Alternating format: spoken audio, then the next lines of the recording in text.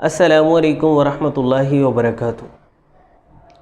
موسم گرما میں لوڈ شیڈنگ کی وجہ سے کافی مشقت ہوتی ہے۔ جب لائٹ جاتی ہے تو بہت بے چینی کی سی کیفیت بن جاتی ہے، لیکن اس موسم کے مزے بھی بہت ہیں۔ انواع و اقسام کے پھل ہمیں اسی موسم میں میسر ہوتے ہیں۔ تو اللہ تعالیٰ کی بے شمار نعمتوں میں سے آج ہم جس کا کچھ تذکرہ کریں گے وہ ہے آڑو۔ آڑو موسم گرما میں بکثرت پایا جاتا ہے، ہمارے پاکستان میں ہر جگہ ملتا ہے، مناسب قیمت پر مل جاتا ہے۔ بہت لذیذ یہ پھل ہوتا ہے اور اسے دیکھ کر منہ میں پانی آ جاتا ہے۔ یہ بڑی شاندار چیز ہے۔ نظام انہضام کی اصلاح کرنے کے لیے آڑو کو امتیازی حیثیت حاصل ہے۔ یہ انڈائجیشن میں بہت مفید رہتا ہے۔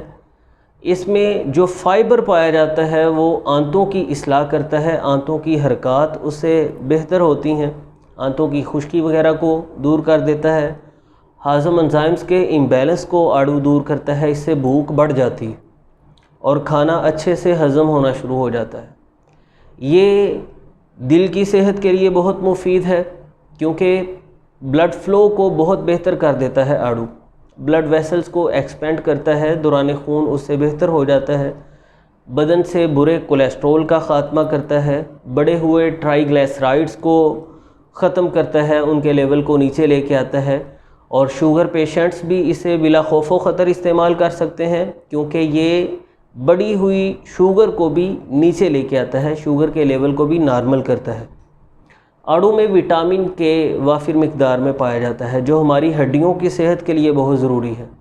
اس میں وٹامن سی بھرپور مقدار میں پایا جاتا ہے جو ہماری امیونٹی کو، قوت مدافعت کو مضبوط کرتا ہے اور ہم امراض سے لڑنے کے قابل ہوتے ہیں، ہمارا جسم امراض کا خاتمہ کرنے کے قابل ہوتا ہے۔ آڑو میں وٹامن اے اور وٹامن ای وافر مقدار میں پائے جاتے ہیں جو آنکھوں کی صحت کے لیے بہت مفید ہے۔ ویژن اس سے کلیئر ہوتا ہے، بصارت کی کمزوری دور ہوتی ہے اور یہ جلد کو تر و تازہ رکھنے میں اہم کردار ادا کرتا ہے۔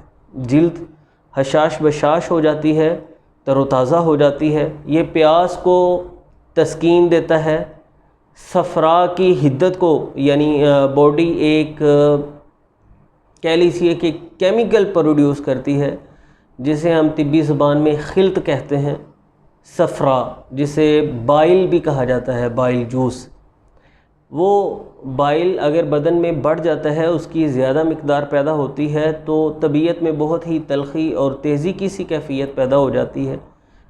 آڑو کے استعمال سے صفرا کو تسکین ملتی ہے، یعنی اس کا جوش ختم ہوتا ہے اور طبیعت انسان کی اعتدال پر آتی ہے۔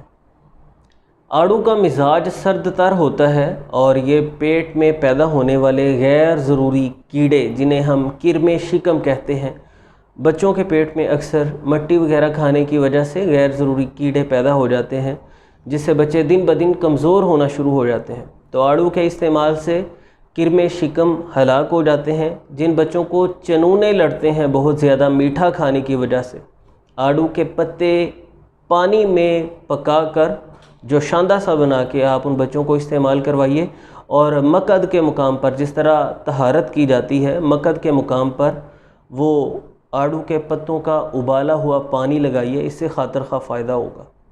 3 سے 5 آڑو روزانہ کھائے جا سکتے ہیں اور یہ بالکل محفوظ ہیں ہر انسان کے لیے، بلا خوف و خطر آپ انہیں استعمال کر کے فائدہ اٹھا سکتے ہیں۔